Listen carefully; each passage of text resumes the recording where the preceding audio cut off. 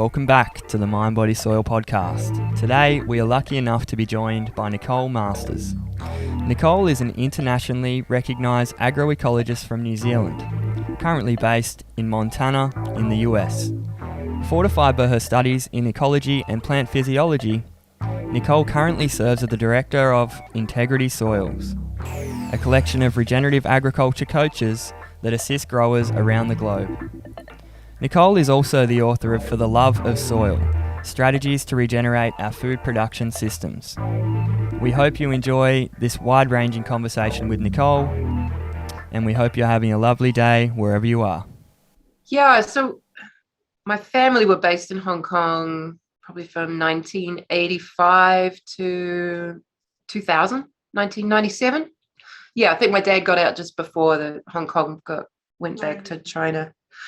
And yeah, I used to run around a lot barefoot in Hong Kong, which I think Australians and New Zealanders can probably relate to. You know, I was 15 years old, 10 years old, running around and you know, people would advise me to put shoes on, especially, you know, if you spend time in places like Hong Kong, you know, the ground can often be really filthy. But I was running around barefoot, and it's taken us a while to figure out what exactly happened, but I was hospitalized and they thought I had meningitis, just ripping headache, migraine, my neck seized up. So the muscles in my neck froze, the vertebra in my neck, like I just had no neck mobility. So they thought I had meningitis, gave me a lumbar puncture, which now with some hindsight was probably the worst thing that they could have done. So for the next 15 years, I had chronic headaches. I would have headaches every couple of days. I was told I had fused vertebra in the spine, on my C1, C2. I just really, really tight muscles, really extraordinary tight muscles, and foggy brain. And it wasn't until I was 30, so 15 years later, that I met a chemical detox specialist.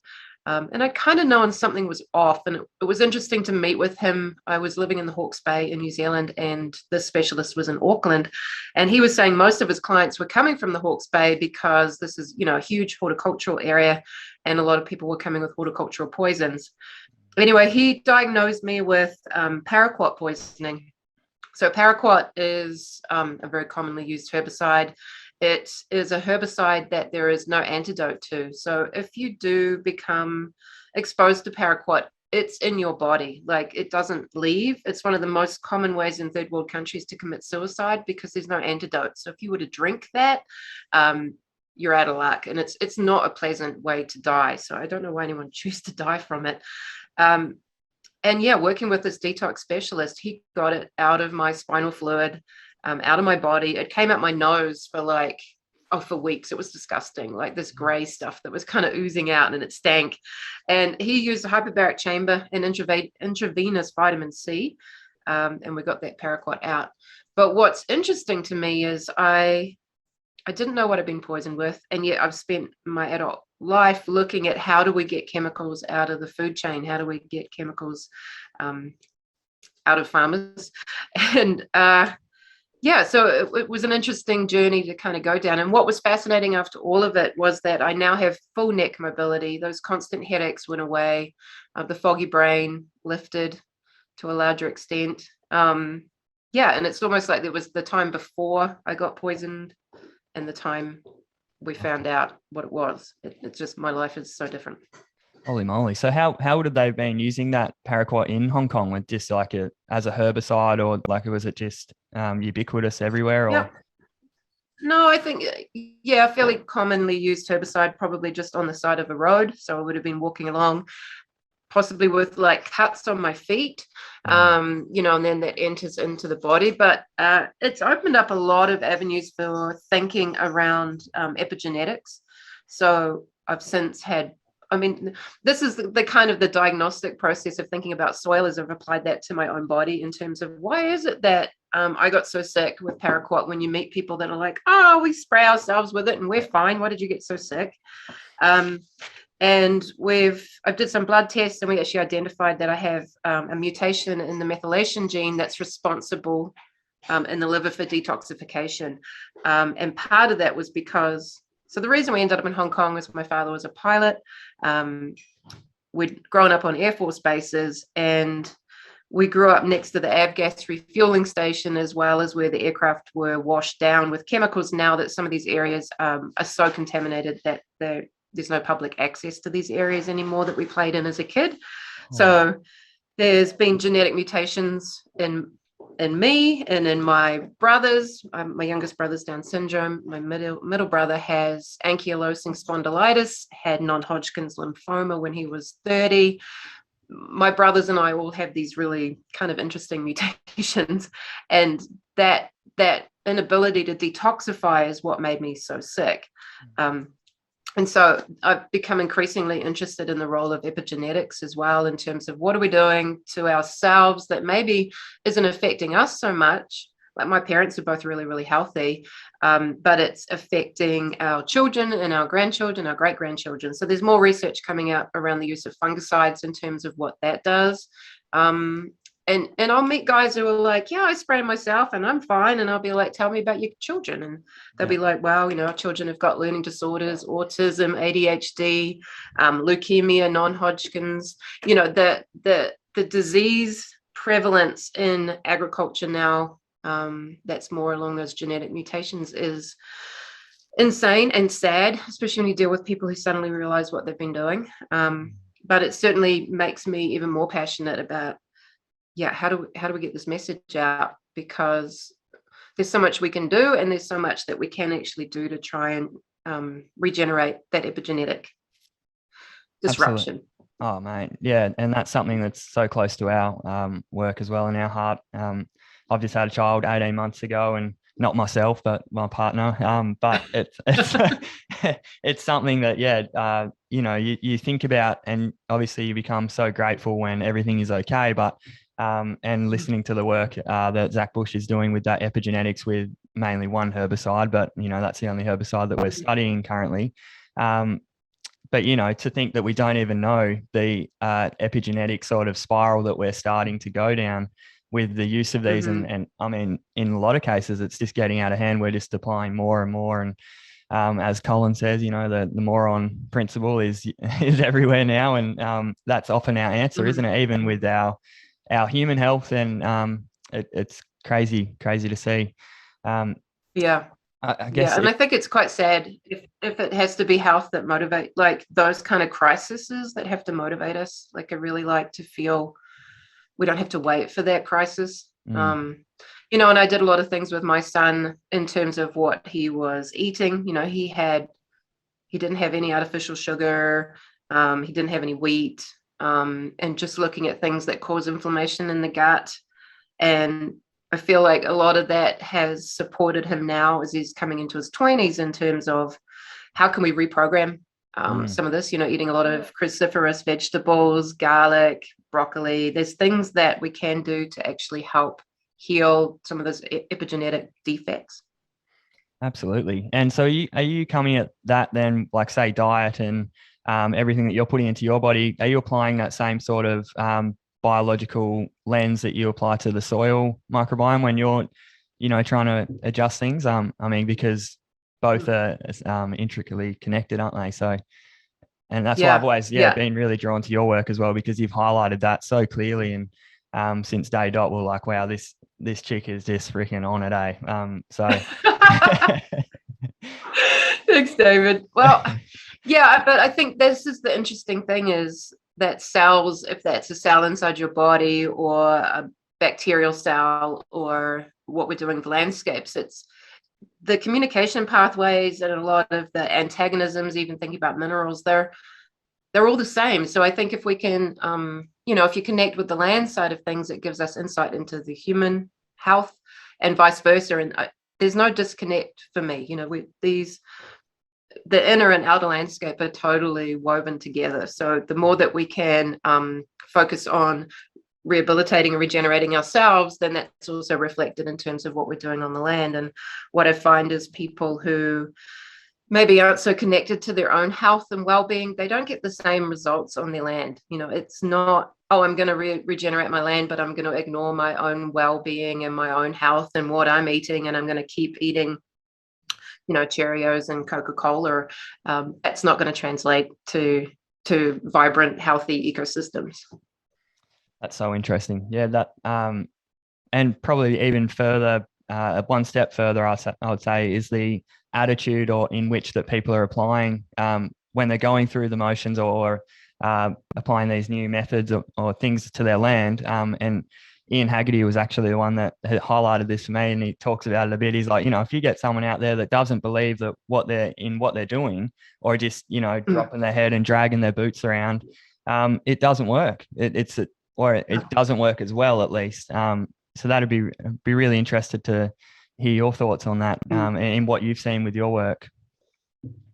Yeah, and I think that's why you'll find people try and replicate what Di and Ian are doing, and they're like, oh, you just need a little bit of worm juice and everything's going to be fine. And it's like, no, you forget about all that they bring to this story, which is there's a lot about timing. There's a lot about consideration and thinking, how does this work well with this ecosystem? And definitely that attitude. And it was quite interesting. I came across something said by Lady Eve Balfour, who was kind of like the grandmother of organics. And what she was saying was that organics is an attitude. And I think very much that got taken over by the certifications. And, here in the US now, you can spray glyphosate if you're in an organic greenhouse, it's like just that twisting of organic certification. And we see the same thing happening with the regenerative approach. And it's like, how do you certify a mindset? Because that's what regenerative agriculture is. It's how do we start to look at all of these different pieces that we bring, and that might be the spiritual aspect too. I don't find anyone that's been doing this for a long time that is disconnected from that deep spiritual connection to landscapes. And that looks in whatever way that might look. I mean, that could be a religious experience. It could be a felt sensation. But people are very much deepening their relationships with the land. And if you shut yourself up from all that emotional, spiritual, energetic side of things, and you're judging that, and you're like, I must stay in my head, that's kind of what created the whole Industrial Revolution, that you could analyze that this chemical doesn't affect this, so therefore you're going to spray that. That's where the disconnect started to happen, as we feel like we could control and dominate, instead of asking the landscape, what is it that's appropriate here? What is this landscape calling to be worked with? How do I really bring life to? And I think the more that we are asking these questions, the better the outcomes are going to be. Whereas if you think you're just going to swap one input for the other, you're not going to have the same success as the Haggertys, or there's many examples in Australia. You guys have some brilliant producers, who are just an inspiration. And when you meet them, they might not have started down this track, thinking I'm going to get more connected with my land. But that's where they come to, and it's always such a buzz to hang out with. I think of so many of them that are just, I feel joy filled when I'm around them. They've started to encompass that on every level. The kids want to be involved in the operation. Their livestock are happy. The places just hum. And absolutely, part of me always feels really sad leaving them, because it's like I leave pieces of my heart and these different operations that are just, it's like, wow, what would the world look like if everybody was operating their farms and ranches like that? Absolutely. I often say that to people. I'm like, whenever I leave Diane's place, I'm just buzzing. Like, I just can't believe it, and you can't sort of wipe the smile off my face. But it is something beyond. At first, I looked at it and I was like, it must just be I'm getting inoculated by all this microbiome while I'm out here, or with all the sheep and the plants. But I think you highlighted it there. It's beyond that. It's that metaphysical and the whole attitude and that holism that they're bringing into their operation. It's really powerful. And I guess so. How do you teach that, and how do you get more people to sort of to look at the land or feel the land like that? Yeah, and probably the people that are really confronted by that have already turned this podcast off, so we can keep talking about it.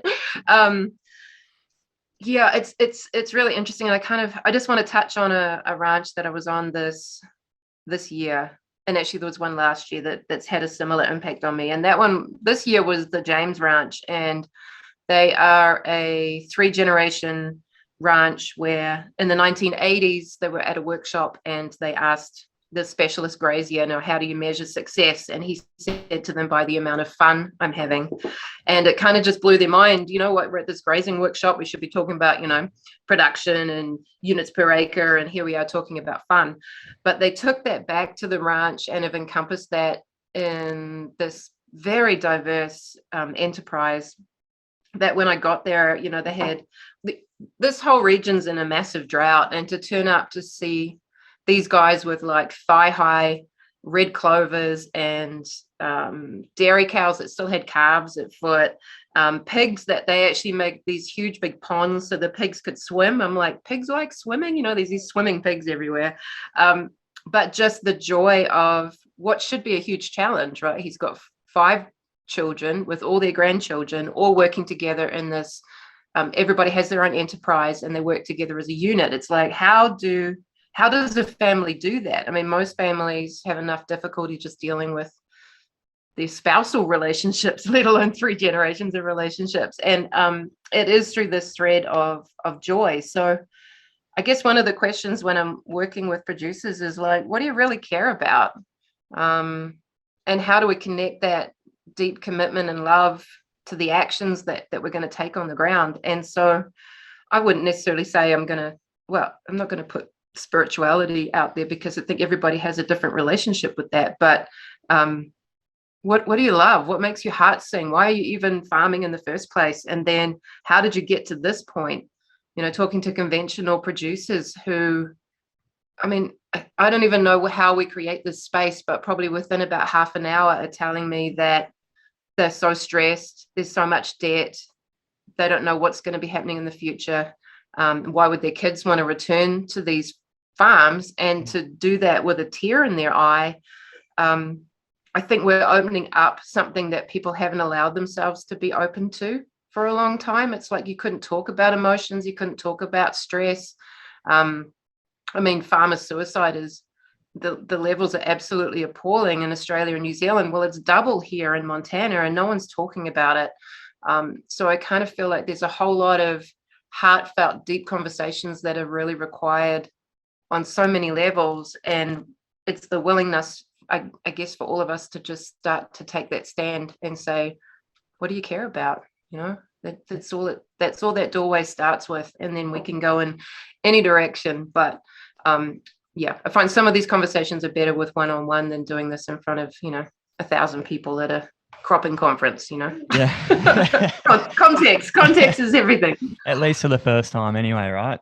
Till they get comfortable going into that space, because that could be a farmer's worst nightmare. Or you get this big masculine fella and you start getting a tear in his eye in front of all his mates. It could be a bit or intrusive, or who knows. But it's certainly powerful. I really think that, and that's part of the aim, I guess, for this podcast, is to really create a dialogue around the challenges that are beyond just the bills that we pay as farmers that everyone does, but sort of the mental health challenges that we face, the physical health, the things that, all of these other things that aren't really being talked about a lot, to try and create some sort of dialogue and safe space to start connecting upon that level, because like you say, it's not really talked about, and oftentimes ignored. But the farmer suicide thing, I mean, that's been around for a while, and it's just been hockey sticking.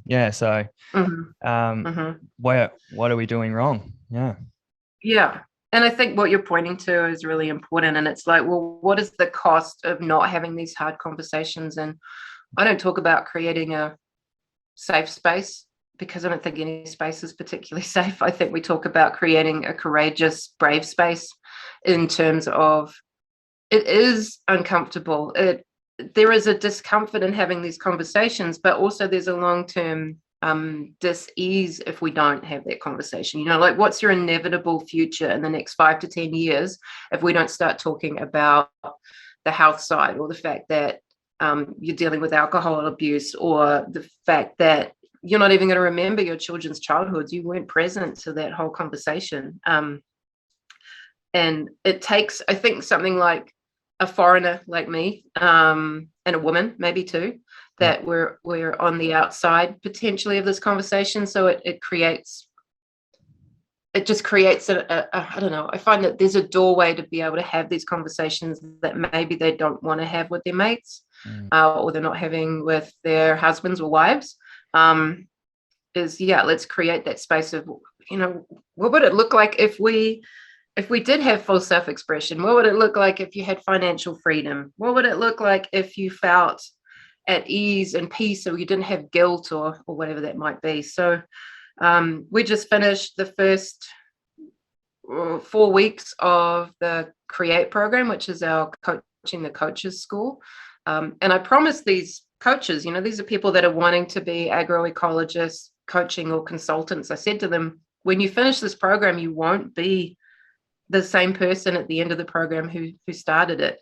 And that was my commitment. And within that first week, I was hearing feedback from people that one person said, I'm laughing louder than I ever had, and I see colors more brightly, like the world around me is brighter. I had another agronomist who was like, I teach principles and practices and mindset, and I realized I never changed my mindset.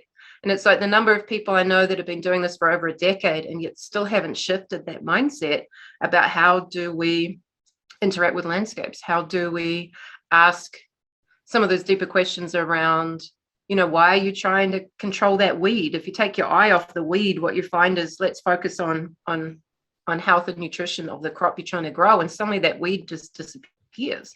That's all mindset, but it's something that I think people throw around as some kind of terminology, mindset, but have very little relationship to what does that look like. And that takes some deep professional personal development for people to kind of take that on. And I think that's the challenge with regenerative agriculture is you got to take yourself on. You got to be willing to do some of the work on yourself, or you're just in another input system or another practice system. Yeah, just keep topping it up. Yeah, no, I'd like to go into the Create Coach the Coaches program. Is that correct? So this is a step beyond. Are these mostly land managers, or are these? I mean, they're highly experienced and diverse people. I've been reading some of the profiles you've been sharing on integrity soils, and some of these people, I mean, they could probably write their own book with their experience that they have. So are they then? Are they going out to then coach and find others to help along, or what's the setup, or the outcome, I guess, of the Create program? I guess my dream for them is that they will be able to step into some kind of new business structure with confidence. So it might be that they want to take their existing knowledge. So these are people that, have the experience, the practical experience, or have been teaching for a long time, and now they're ready to professionalize that experience, or they're ready to pass that knowledge on to others. We have a turf manager who's been running a regenerative golf course for 8 years, who's now like, I can take this to other golf clubs. Imagine golf clubs that were run regeneratively, without all of that chemical crap that they put on, let alone all the costs. I mean, the inputs that he's saving is just phenomenal. Where perhaps, what I find is you meet some people that are absolutely extraordinary with their knowledge, but they don't know how to set up it as a business, or they feel a lack of confidence in some area. So this course has a really strong focus on that mindset and confidence, and what's in your blind spot, what's kind of holding you back, as well as the technical side of things, thinking about really understanding a mineral to depth. Yeah. You meet people that are really good, maybe really good graziers, or they're fantastic viticulture, or they really understand above ground, but they're missing some of the deeper understandings of how do those minerals interrelate, or how does microbiology relate to animal reproduction. Like there's this disconnect kind of in all the pieces. So the goal of this program is to kind of round off where people have their strengths and weaknesses, and let's kind of try and get on a level playing field. Part of it came out of, we were looking to hire people and just found that there wasn't that level or that diversity of experience, the practical as well as the theoretical, when we were looking to hire. So I'm like, let's just train people and then send them out in the world and just try and replicate the successes that we've been having. Love it. So you're finding, where's the balance then for competence versus confidence? because these are obviously highly competent people that have vast different experiences and things. So is it really just about equipping them with that confidence then to share what they, confirming that, or Yeah, perhaps. I mean, when we put the program out, we said this isn't the program to come and learn about microbiology. This isn't the program to learn about agronomy. This is the program to start to see the patterns. So start to be able to pull all these different pieces together. And so certainly encouraging people that didn't make it onto this program to, here's some of the books you could read, or the podcasts, or the webinars to watch, to just lift maybe some understanding in some of these areas. It's a 4-month program. It's just not possible to get let's say all the microbiology. Like, I wouldn't even want to do that. We're trying to put like 22 years of experience and theory and knowledge, and it's not just mine, actually. There's 4 of us on the coaching team, so we're talking about 80 years of experience all into this program, and then going, okay, we need you to understand all of this, and it's a big undertaking. So yeah, we've bitten off quite a lot. It's not like you, Nicole, biting off more than you No, not like me at all.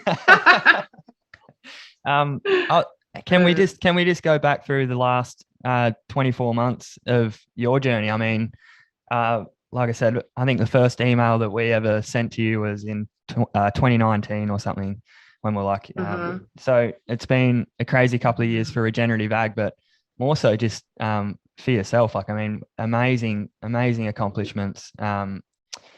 Moving around, like with the release of the book, I mean, that really took off. It's getting the right conversation happening, we're finding. I mean, I point everyone to it if they are even at a starting level, like just to understand soil with some empathy, perhaps, much like Michael Pollan did with the Botany of Desire, where he told the world from the perception of the plants. I think you did a really good job of explaining almost the complexity of soil, and like you were the soil almost, it was a really really fascinating deep dive. So I think amazing.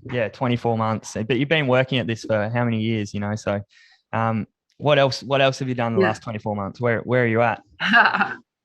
Well, it's quite interesting because I guess March 2019 I had 55 book events ahead of me, like a book tour. I was on Kangaroo Island doing soil health workshops there. It had only been like 3 months since the catastrophic fires, 2 months. I'm not quite sure why I was doing soil workshops there, and I had said that to them. I thought that they should cancel them. And it was such a heart-moving space to be on that island and get an insight to what producers were dealing with. I think they lost 100,000 head of livestock in those fires. And we only did a day of soil, and I think we did a whole day of resilience, of dealing with that kind of trauma, deeply traumatized. And when we saw COVID coming, I just thought, where is the place I need to be in the world where movement is not going to be restricted? So I got 6 flights. It was like 24 hours of flying. I flew from Kangaroo Island to Bozeman, Montana. My horse, trailer and horse, was here, but it was so interesting just to kind of watch the world and watch it from a place where it felt like we could still kind of get on with life and ranch and be branding. And it was such a great breath inwards. Like, I felt for a long time that I wasn't accomplishing a lot, which I always got to feel like I've got a big project going on. And it was absolutely perfect just to stop for a while. And I spent 2 months at Older Spring Ranch, which I highly recommend people go and take a look at what they're doing. 46,000 acres, certified organic, regenerative organic, and just living with my horse and living in the mountains. It was just absolutely fantastic. It was certainly a highlight of last year. But yeah, this Create program has been a long time in the making as well. So what I did in the last 2 years is go to work on my money conversation. So what I found is it didn't matter what I was doing. I was in so much debt. I've never been able to really remunerate the people around me that I wanted to remunerate. just always felt like I was living hand to mouth, and if I had no income, it would probably be 2 weeks I would survive, Yeah. And so I went on a journey of peeling back my own financial conversation about where did that story come from, and what is it that I think when I see someone that has a lot of money, and I was like, oh, well, they're greedy and they're selfish and they're this and they're that. And it's like, well, if you think people that have money are greedy and selfish, you're probably not going to get money yourself. Totally. I looked at the family conversations around money, which is that money is struggle. If you have money in your wallet, you give it away or you gamble it away. There were just all these different conversations. And so I kept pulling these threads until I got to the bottom of what I was making money mean. And none of that was true. It was just some story I made up. Whereas what money means for me now is just freedom and ease and peace.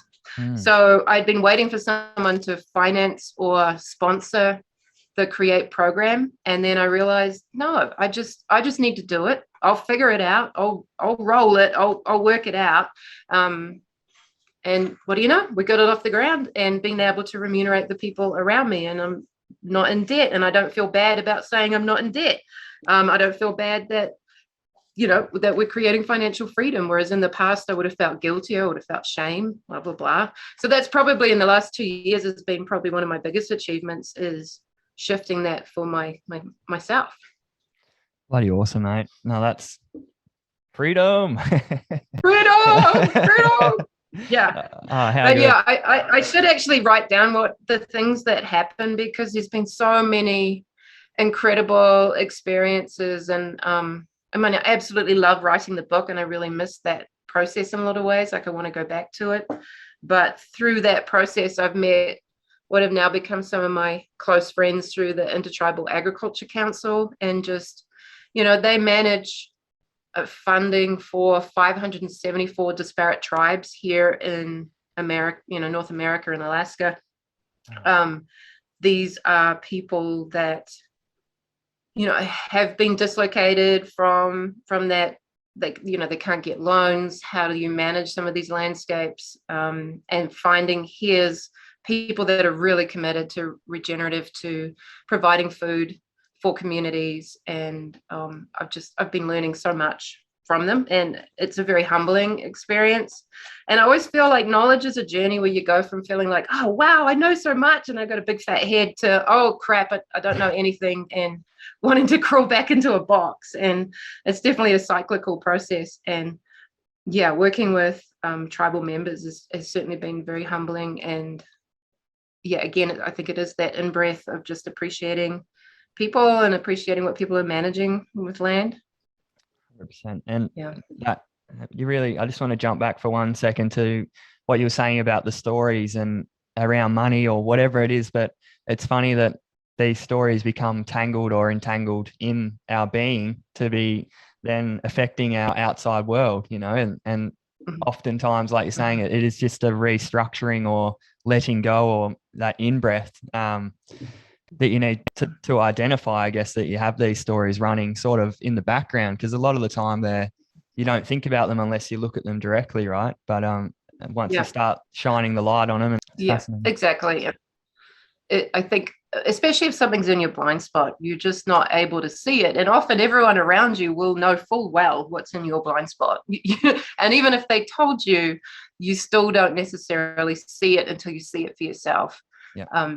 And that, I think, it applies to every single aspect of life. And I think that's part of the work that we do at Integrity Soils, is peeling back some of those blind spots. Because if you believe that about money, or you believe it about success, you're never going to be a successful land manager, successful cropping, successful cattle, or whatever it is that you're doing, if you believe that you're useless, or you're not worthy, or whatever. Although it's interesting, some of the most successful people I know have a story that either they're stupid or they're lazy. Like the people that work the hardest, if you ask them, they deep down think they're lazy. And so it's really interesting to just kind of peel back these stories sometimes. And the most successful people I know, they do think they're stupid. And it's like, where are we overcompensating to kind of make up for something that's not even true? Someone told you that when you were like 7 and you've decided that you were stupid. Yeah, or it could be that the I guess the knowledge you're being exposed to is making you feel stupid because it is that ever expanding, like you said, cyclical process. Hmm. I Yeah. resonate with that so much. And I'd like to, so tying that story then into the work that you're doing with the tribal elders out there in Montana. I mean, a lot of their culture and I guess being is identified by or is highlighted through these stories. And I just, I guess I'm getting at what do we need to learn from the indigenous folk that, had it right. I mean, they didn't have it all right, but they had it bloody better than we had it, or have it currently. Yeah. So, is it just a remembering of those stories, or is it sharing, or is it just that? Where do we start?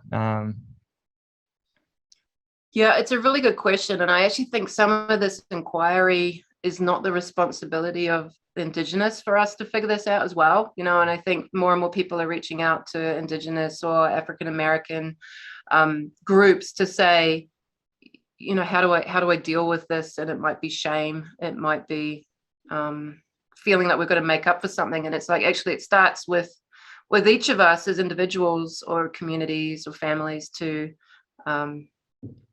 to acknowledge some of that historic land management, to be curious, to be open-minded, to I think some ways cultures feel like they've lost some of this wisdom, and I actually don't believe that. I think that the wisdom's in us, and epigenetically, I think the wisdom's in the land and in the plants, and part of that is being able to stop and listen. And we're just so busy. I mean, our wheels are just spinning so fast that we can't listen anymore to just being with land and like, what did this land used to look like? And even if it does involve things like satellite imagery, and have a look and see, wow, there used to be meandering rivers through this property, and now it's just a blowout piece of dust. Asking us, what used to grow here, and how do we find some of these things out? I think before we even start to reach out to traditional landowners and say, what were you doing? There's a brilliant book that I actually purchased called Songlines. Oh yeah, that was yep. part of that. Yeah, that Aboriginal communities came together with researchers and land managers to share those stories. And what kind of really struck me from some of those stories was, they intimately knew like 600 different types of insects, knew them by name, or amphibians or plants, and knew the use for it, knew when these things would breed, and communicated that through oral traditions. And then, colonial whites come in and name that beetle after their wife back in England, and take all and like disregard all of that knowledge that people that were living in the land needed to know intimately. You needed to know when this was breeding up. You needed to know if this would kill you, if it stung you, or you ate it. And I think the re-pulling up of all of that knowledge is part of what reconnects us. So suddenly it becomes, can you use a neonicotinoid that maybe kills 1,200 non-target species if you have more of an intimate relationship with that insect? If you're like, this insect breeds at this time, and this is what it does in this ecosystem. If we had that knowledge, it would become abhorrent to do many of the colonial practices that are really desecration of landscape and of history and of culture. So yeah, I think there's a huge invitation for us right now to reconnect and plug back in. Absolutely. I think, yeah, you hit the nail on the head there. How can we do that to our land when we feel direct empathy or compassion for those creatures and all of that? That's something that we sort of highlighted early on was, we coming from the yoga space and having that sort of innate connection with ourselves and the earth as it be. Can we get some of this into agriculture? Can we get some of, without being just complete woo-woo yogis or whatever, try and integrate a bit of this mindfulness and empathy into these activities? Mm-hmm. Because if we can, I mean, it's a game changer, isn't it? Like you say, we can't continue to destroy the way that we destroy. And there's a huge invitation, like you said. I love that, because it it's a calling, really. Like, this is the most important work of the human history, really, to Yeah. regenerate, which is bloody awesome. Yeah. So Yeah. sorry, are you you got something there, or? Oh, all the time, David, all the time. No, yeah, and I think the concern about the woo-woo and the hippies and all of that, I think, was a way of making ourselves separate. And I think the more that we get connected, and we're seeing this in education, we're seeing this in health systems, we're seeing this in every single aspect of society right now. Like, this conversation that we're having in agriculture is not unique. It's the same conversation that's happening. And if that's with equity and justice, it's happening on every level. And I think all that it's taking is for people to start speaking from the heart and speaking from an authentic place, instead of speaking from a concern of, oh, what would the neighbors think? And, we've kept ourselves so repressed and so small, and we've got to fit in. And peer pressure is the most powerful, potent force in society, and certainly in agriculture. And, you got to wear these shoes and drink this beer and drive this ute, and like, all of it diminishes our ability to be self-expressed. And we've culturally created that. New Zealand and Australia, I think we're probably some of the worst for doing that. And what I'm excited by is the people that are taking leadership roles, that are seeing extraordinary successes with their land and with profitability and with well-being and wellness, and like every single level, are the ones that are willing to buck that and go, well, you know what, all of that labeling, all of that concern, it's BS, and it's not even true. It's not even a real thing. There's no such thing as peer pressure. Like, where is it on your body? There's no such thing. So like, we actually need to start growing some balls, quite frankly. Like, people think that there's something weak and soft about this, and actually it takes greater strength than just caving in. It's all about context and where we're coming from. And, Totally. to come from love and non-judgment is a big part of it too. Because if you're going in and going, hey, all you guys doing all that stuff, you're bad and you're wrong, it just, it's not, your conversations aren't going to go well. It's not where I come from when I'm meeting with people or working with organizations. Again, we're coming from, what do we deeply care about?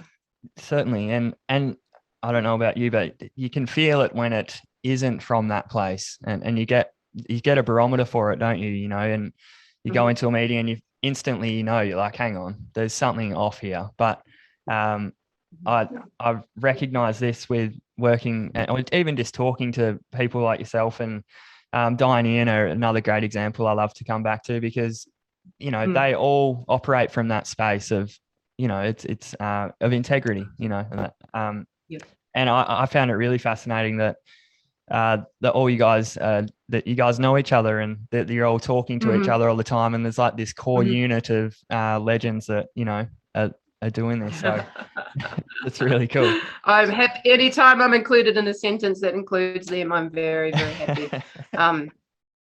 Likewise. Yeah, that's exactly right. And I think it goes beyond, like you're saying, the conversations in agriculture as well, doesn't it? That whole apathy thing and peer pressure, and that fear of speaking out or being judged. I think at the moment it's such an important time for everyone to find that power within them to speak up and speak their truth to their family or to their friends, because if we don't, I mean, it's a very dark path if we continue down the road we're headed. So it's imperative that we stand up. Exactly. And I think I had an interesting experience actually hanging out with some friends of mine that are Lakota, and we were branding, and with ropes and horses and all that carry on, and I've never thrown calves. Normally my job is doing the vaccinations or, just helping out, but I spent a couple of days throwing calves. I had the best time ever. And what they had within their community and what they created is this culture of who could be the best teacher, who could be the kindest teacher out of all of these big guys, or these big brothers and cousins who we're taking pride in looking after the little kids. How do you set them up? Because they're going to be your next generation of cowboys they're going to be helping during branding. They were there as this really kind space of learning, of like, you're learning something new, you're in a dangerous environment. How do we set this person up for success? And I watched one of them, they had, a young horse that had never been roped off. And so as the horse came in, they announced it. They said, here's this young horse, everybody just give it some space, be calm, just step out of the way. And it was all done so beautifully that horse's first experience was it was absolutely perfect. Because if you have things go wrong, you're now going to have problems with that horse forever. But what they created, I've just never seen it like that. It blew me away, just this kindness, how well the branding went, how everybody was so happy. Just this joy of, can we create these cultures of learning? Can we create a culture where what you respect that person with isn't how rough or how fast or even violent people can be with animals, but actually who can do this the most low stress, who can do it the most smoothly, who can do it with the most love and compassion. Honestly, it literally blew my mind. And I'm like, what does it take for every farmer in New Zealand and Australia to start working like that with livestock and with people? Like, how do we create this culture of empathy, love, and learning, and just have a hell of a good time while we're doing it? Bloody oath. That's flipping it on its head almost, isn't it? I mean, you go to a shearing shed or something somewhere and it's not like that, that's for sure. So I'd be really interested to know, how do we do that? Is it through, like you say, working with more Indigenous tribes and learning some of those, or just witnessing things like that happening? Because a lot of the time we don't know that it's possible unless we've seen it happen or experienced it. So I'd love to explore. And I think that's sorry, you go. Sorry. I think that's part of the issue in New Zealand and Australia, is where were we modeled these behaviors and what were the social norms? And then it's the role of those within the leadership positions to go, hang on, that's not how we operate here. There's going to be no drinking while we're moving livestock. There's going to be no hot shots. There's going to be no yelling. And the game is, how quietly can we do something? And it's not something that comes from the 15-year-old at the bottom of the pile. It does come from the patriarchs. And I'm going to say patriarch because that's often where it does come from, or from really strong women that have that leadership position to say, hey, this is what we're out to create. And then communicating that, because what I find sometimes is you get someone that comes in like a bull in a china shop, and everybody kind of backs down to that strong, aggressive person instead of actually going, and you do it as an invitation. What's it going to look like if we don't have any dust stirred up today? What would it look like if everything just flowed? Let's make that our task for the day. And the more that I see that, just the more I feel inspired about agriculture, instead of some of the animal handling that we do see. 100%. And so what are some of your tools that you're utilizing to connect to country, Nicole? What are you, is it just finding space and feeling boots on the ground, or is it when you're with the animals, or is there anything that in particular? I think definitely for me is working with animals and being with my horse. I have a game with my horse, which is how soft can I be? How little does it take? And just to have that game with him, like, how connected am I with him? What foot is he about to put on the ground of, like, I want to be the centaur, like just feeling that sense of like being part of his body, always just. And there's some good research to show how your hearts will synchronize, if you're close to horses, cattle, like that impact that big animals have on our bodies is pretty cool. Wow. I really do like to be by myself out there with animals. That's probably the most connected, is just being with him and my dog. But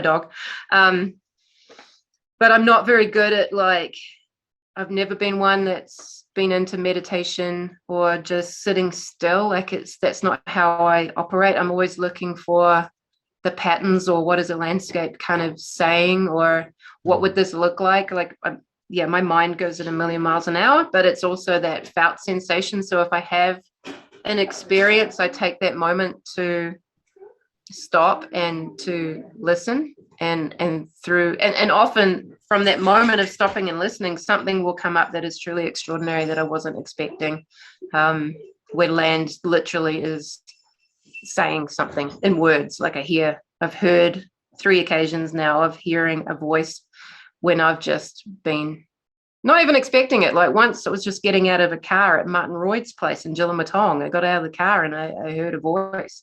Wow. And so I think it's not something I have to push. It's just something that's there. I think some people work really hard to chase those fleeting moments, and actually it's just there. It's just being open to having some kind of experience. And I think part of it's not ignoring it too. I think we're trained to ignore that connection. Yeah, and asking those deeper questions of why is probably a big tool I use. You know, why is this plant here? Why is this grass like this? Why is this farmer like that? You know, like Yeah. I know people sometimes feel a little nervous because I can't turn off that like why. I know it might drive my mum crazy as a kid, but it's just how I operate. I'm looking forward to that age with my son as well. Yeah, why? But I mean, oftentimes I bet that why is that farmer like this often answers the question of why the land looks like that, right? A lot of the time. Totally. Yeah. Totally. You know, I think the more that we can work with people, I think thinking of your own children, probably the best answer to that why question is I wonder. And I think as adults, we get primed to have the answer.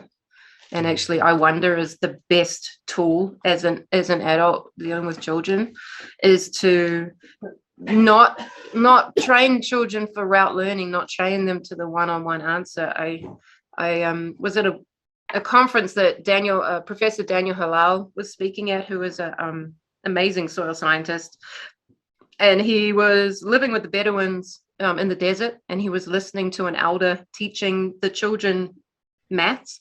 And he said to them, what is 1 + 1? And I don't know if the child said it or he said it, but anyway, the answer was, well, is it a billy goat and a nanny goat? Because then the answer could be 4. You know, and we're trained that 1 + 1 = 2, and that's not always true. You know, was it 1 billy goat and 1 billy goat? Maybe the answer is 1.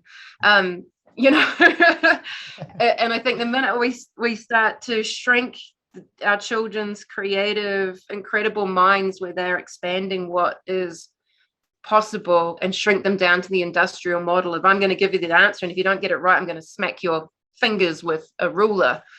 That's everything that we need to do to move away, to create this whole new generation that is in wonderment, that is looking for creative solutions instead of being told what to do by the government. 100%. Yeah. That's right. And the I wonder thing is so amazing. I love that. And because I find it super hard, but consciously I'm trying not to, you know, overparent or like float around and try and tell him that that's the way to do things. You know, because I mean, there's good data supporting that as well, isn't there? That children that are overparented, say, don't perform as well in those tougher tasks, that get them frustrated, and, you know, they can't problem solve as dynamically. And so that's really cool. I think that could even be taken over and dropped on our farmers in some ways, you know, like not why, but wonder, like how could we do it better? You know, what could we, I love wonder it. Yeah. And especially if we're thinking about, you know, the definition between regenerative and conventional industrial models is we need to be training ourselves in that creative thinking, that the answer, if you ask most agronomists, the answer is 200 kilos instead of, you know, no, actually, why is it I need this? What would happen if I didn't do that? What would happen if I did this instead? And questioning what, you know, is being pumped through perhaps the university system or the research system, is that's not the answer. And these creative solutions are coming from within communities. It's not something that, hey, a New Zealander who's living in Montana is going to tell me what to do in Western Australia. You know, like that's not what's going to work. What's going to work is people finding local solutions from asking these local questions, and all those timing decisions. There's so much intricacies that really people need to find that from within themselves and within communities, and it comes from that ability to ask better questions. Definitely. And I guess that'd be really cool. I mean, how do we find the others then? If there's someone out there that's feeling like really called to this journey, I mean, how do we find the others? This is what I'm seeing is the amazing thing of technology. I guess you look at what your sector or your organizations, perhaps, like I look at Victoria No-Till and Grant Sims, and the work that he's done is just extraordinary. There's so many leaders in Australia that have been around for a long time, and perhaps some of them are getting a bit jaded. I'm not saying that they are, but you don't need to just rely upon these 20 odd producers that have been doing this for a long time, but finding, and often they forget what happened early in their transition because it's become so simple to them as well. So finding people that are maybe 3 or 4 years down the track, and have kind of worked through some of those transition learnings. And that's where I think the Victoria No-Till Association is doing such a brilliant job in helping foster people through those steps in cropping anyway. If you look at the Quorum Sense group based out in New Zealand, they have a lot of members that are based overseas.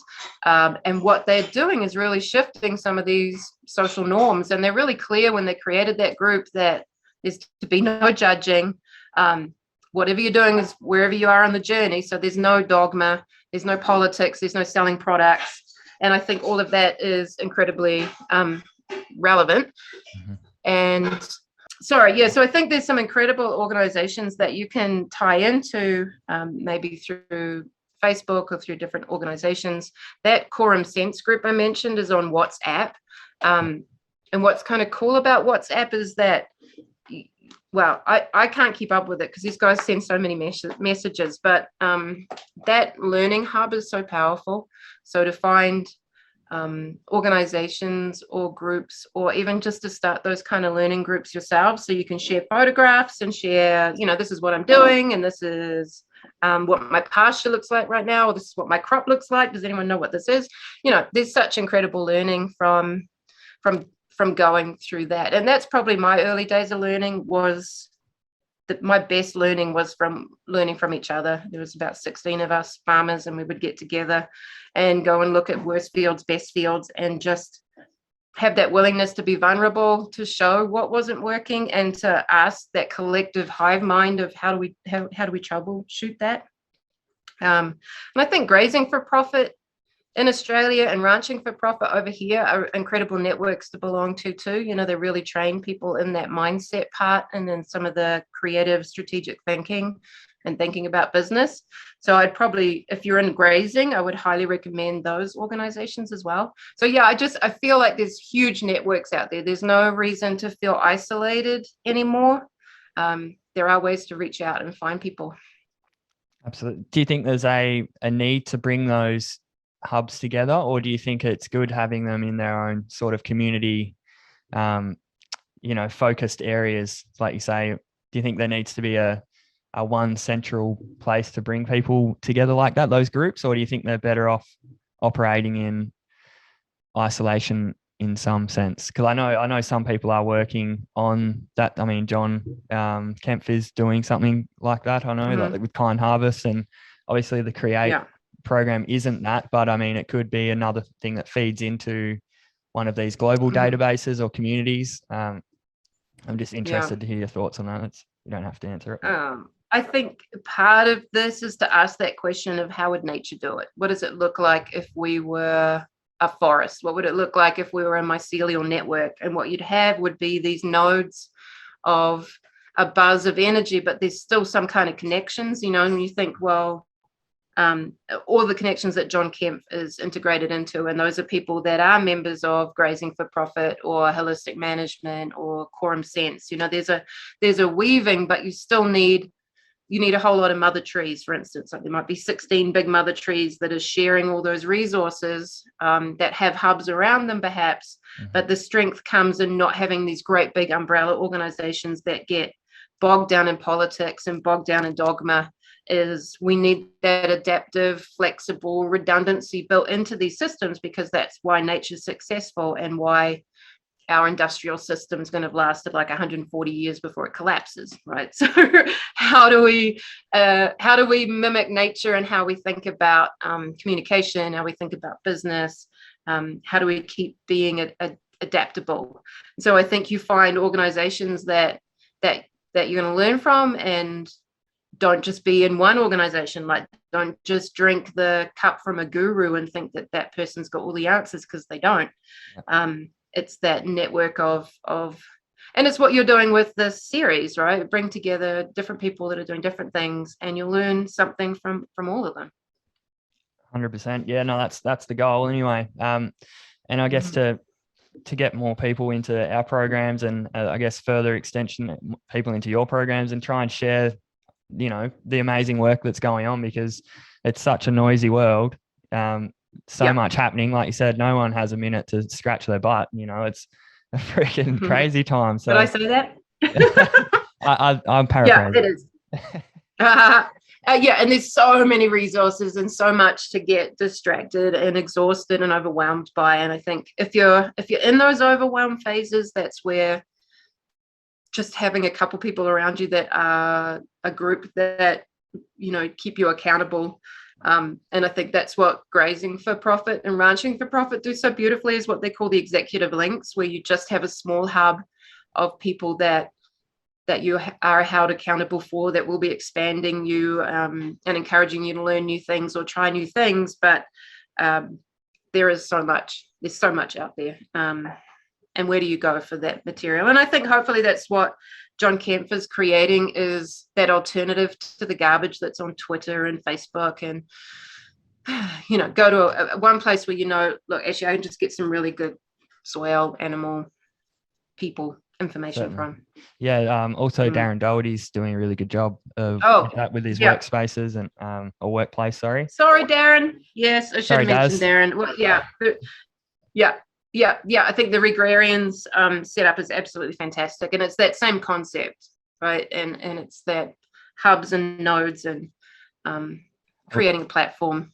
I was hoping you would mention that mycelial network, because that's one of my favorite metaphors ever. Like, been dropping that for a couple of years, and yeah, it's so good to hear it.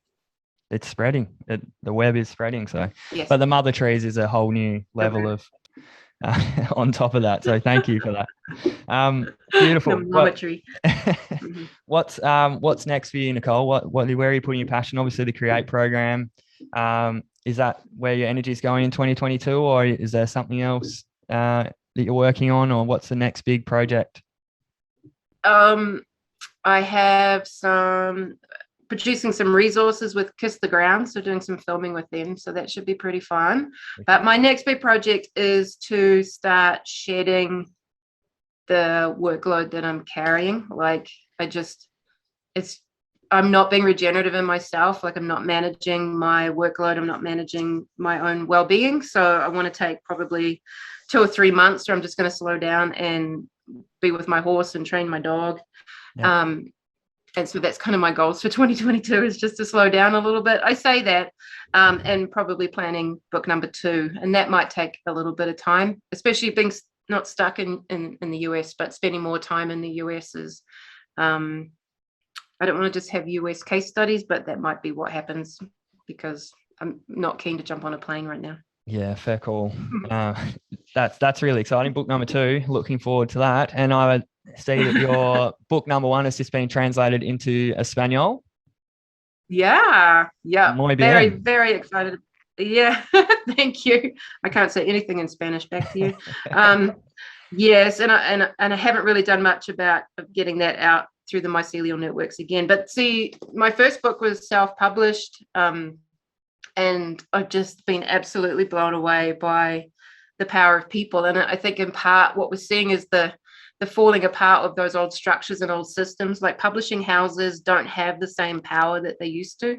If people find something that they like, they're going to share that, and hopefully that's a good sign that they are sharing my book. I'm really excited. I'm just honored and blown away by how well the book is going, and continues to go. And that really is showing how these systems are falling apart, that it is the power of people on the ground, that is the way the world's shifting, that we're getting away from the old institutions. And I think that's an exciting time to be on the planet. A closing statement from a podcast I listened to recently was "Let it rot." And I really like that, because like you say, it is this new world emerging. So let's do it. I mean, let's build the new earth. And I mean, that sounds a bit woo-woo putting it like that, but let it rot sounds better. Well, it's not getting stuck on what we think to be true. It's not getting stuck on how it used to be in the past. And I think that's part of having these kind of conversations, is there's new conversations happening, and being open to that, and then not being kind of stuck on, oh, hey, it needs to look like this. And it's the same with agriculture. You're like, I want to control, I want to get rid of the uncertainty, I want it to look like this. And what we're seeing right now is this global sense of uncertainty and instability, and people are freaking out, which causes a lot of internal harm and mental health and all sorts of things that are happening right now. When just my invitation to people is, let's just let this flow. Let's not criticize and judge each other and be polarizing, because that's kind of the old world that we're stepping out of. And it's going to get, I really think it is going to get more intense as more people kind of start to question, is this really working for me? Do I want to get paid $7 an hour and work myself really hard? And what we're seeing in the US is people are like, I'm not going to do that work anymore. There's other things I could be doing with my life. Let's kind of wake up to, what do you care about? Why are we doing these things? And asking that why question is helping to open stuff up for people. So bring it on, I say. Let's go, sister. Love it. Any closing words or anything you want to send out before we wrap it up, Nicole? Well, I really appreciate anyone that's still listening that didn't run away after the first 10 minutes of conversation. So kudos to you for being part of these conversations and tuning in when there's so many other things you could be doing right now. And so I see you, everybody is a full participant in this transformative process that's happening right now. And it can be as simple as your food choices, or as simple as starting to have those hard conversations with family members or your neighbors. Is we can really shift the outcomes for food production and make sure that no more children and grandchildren and great-grandchildren are left with these legacy loads of chemicals. And that starts with us right now.